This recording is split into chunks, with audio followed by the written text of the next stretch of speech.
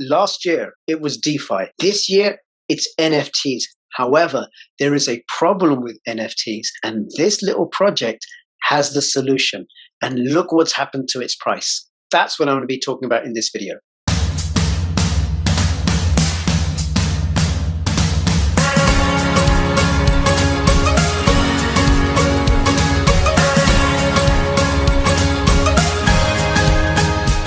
Please like, subscribe, click the notification bell, upvote, and comment. If you're watching this on YouTube, come over to BitTube. You can also find me on Bitchute and Lbry.tv and also on Odyssey.com. Those platforms also allow you to earn cryptocurrency. Join my official Telegram announcements channel, and please do follow me on Twitter, CryptoRichYT. So the first thing you might want to know, you might want to get clear about, if you understand cryptocurrencies, you may not understand what are NFTs. And NFT stands for non-fungible token, i.e. it's a token that isn't like any other, or there's a limited supply of, and it can't be divided. Let me explain using Mona Lisa painting. This is a screenshot of the Mona Lisa painting, and you can't really divide it, separate it, swap it for something else because it's one of a kind. Now, you could have an artist who makes many, many copies of it, and they all could be different in some way or another. But what you can do with an NFT is you can have a cryptocurrency hash that certifies that you have possession of this. You know, have your details on it. It's immutable. It can't be changed. And it says that you are the legitimate and rightful owner of the original Mona Lisa. Now, in this instance, what you have is a cryptocurrency, a token, that hash, which represents your ownership of this Mona Lisa, which you can exchange, but you can't really divide it. You couldn't cut the token up or halve it like you can say with a Bitcoin. You could send half a Bitcoin to something. You can't really sell half of your token to say that somebody then owns half of the Mona Lisa. So in that way, it's non-fungible. An artist could create different variations of the Mona Lisa painting, and each one can be hashed onto the blockchain to represent ownership of the actual physical item. And then there can be a marketplace where people buy and sell those tokens, those non-fungible tokens, so that they have ownership of these real-life physical items. Now, it doesn't have to be works of art. It can also be baseball cards, and there might be a certain supply, like there might be 100 cards of Barry Bonds, and people will deal with them, and they can use the cryptocurrency tokens as NFTs to signify ownership of them. Same with Magic the Gathering cards. Some are rarer than others, and then you can have cryptocurrency NFTs to signify ownership of these. But you can also have NFTs that signify the ownership of digital items, like digital art. These are examples of digital art. And the thing about digital art is it can be copied again and again and again and again. I mean, I could just take screenshots. However, through the use of NFTs on the blockchain, you can then signify ownership and authenticity. So if you like this painting, I'm going to issue an NFT that's about this painting. Who wants to buy it? Somebody says, okay, I'll buy it for 10 ETH. Then okay, they will make sure that they will get this. Now, somebody else could copy it, but the copy won't be connected to the hash. It won't have the NFT connected to it. So it won't have so much value. It's just a copy. Now, that's how come NFTs are so ridiculously valuable, because people are investing in them. It is a new nascent industry with all sorts of promises, because you can have ownership of digital goods, but also ownership of physical goods, and not just paintings and baseball cards and Magic the Gathering cards. You can also use NFTs to signify ownership of things like cars and houses and other things like that. And I'm sure that's on its way. However, there is a problem with NFTs. Now, the problem with NFTs, and it's not with all NFTs, is the challenge of centralization.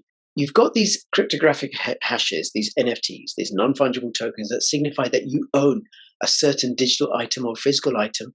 Well, what you've got to do is you've got to get it hashed onto the blockchain. How do you do that? Well, you do that by going through a centralized service provider. Now, one such provider is Pinata.cloud.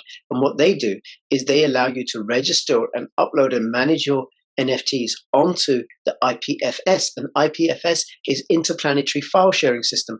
IPFS itself is fully decentralized. A bit like BitTorrent, you have portions of a file and stuff here and there, and it all comes together, and then it can't be taken down because it's decentralized. However, Pinata is centralized, and that is a point of failure, because if Pinata or any other centralized service like Pinata were to decide, hey, listen, this one, we're not going to accept orange NFTs, then what do? They can't access them from IPFS, and they can't store them onto the IPFS system, certainly not through Pinata.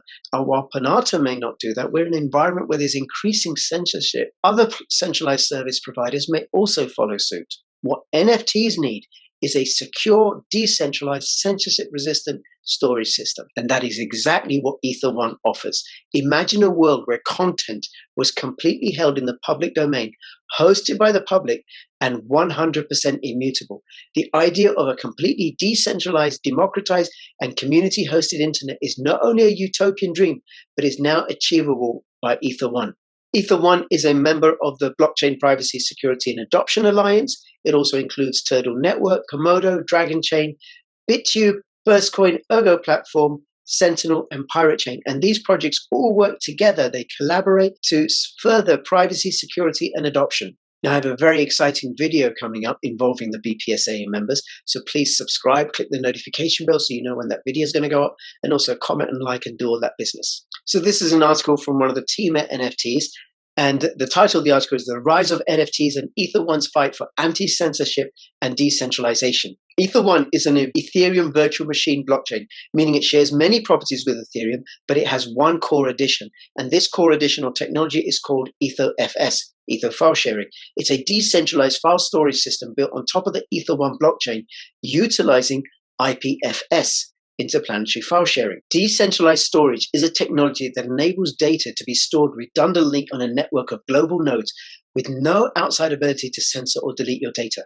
If you upload it to the network, you remain in control of it. And as more and more platforms begin to censor free speech, a mass exodus is expected from centralized providers, opening the doors for decentralized storage networks like Ether1 to fill the void.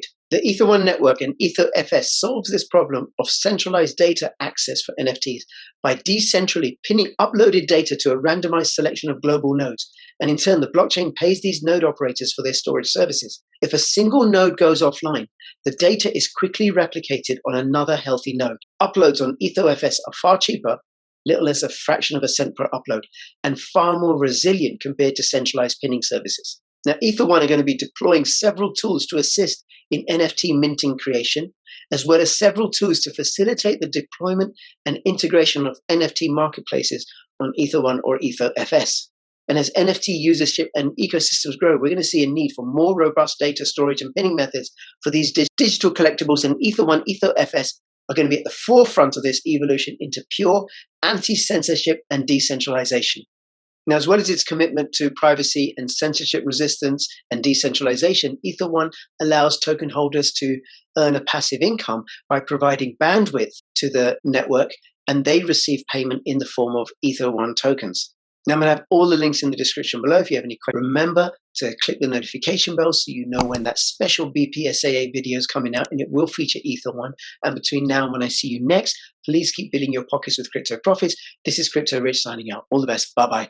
Token Metrics is a cryptocurrency investment platform that helps users leverage machine learning to become better crypto investors. Our in-depth analysis helps eliminate the emotions of investing, find profitable investment opportunities, and filters out scams. Bitcoin is making all-time highs. The $100 of cryptocurrencies that you might have, a time will come when they could be worth thousands and thousands and thousands of dollars. This is why it's all the more important to keep your cryptocurrency safe and secure. And there's no more safe and secure method than using a good quality hardware wallet. I recommend an Apollo wallet and the EdiPower wallet. These allow you to store dozens and dozens and dozens of different cryptocurrencies, including all the major ones, plus thousands of ERC20 tokens with more being added. I have links in the description below. Make sure you get really secure vaults for your cryptocurrencies in the form of good quality hardware wallets.